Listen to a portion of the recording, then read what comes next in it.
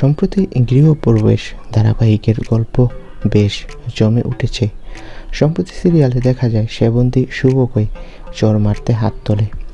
শুভ হাতটা ধরে বলে, এসব করো না মা, গায়ে হাত তোলা কিন্তু বাড়াবাড়ি, এই ভুল তুমি করো না।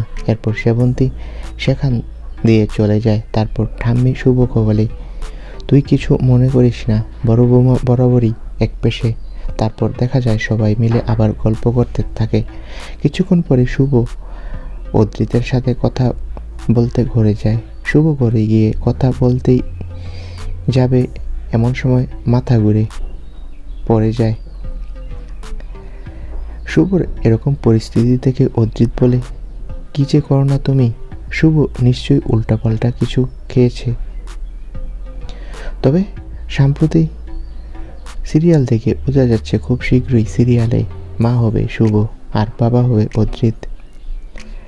শুভ মা হওয়ার পর শোনা যাচ্ছে সিরিয়ালের গল্প এগিয়ে যাবে কিছুদিন, 1 থেকে 2 বছর এগিয়ে যেতে পারে গৃহপ্রবেশ সিরিয়ালের গল্প।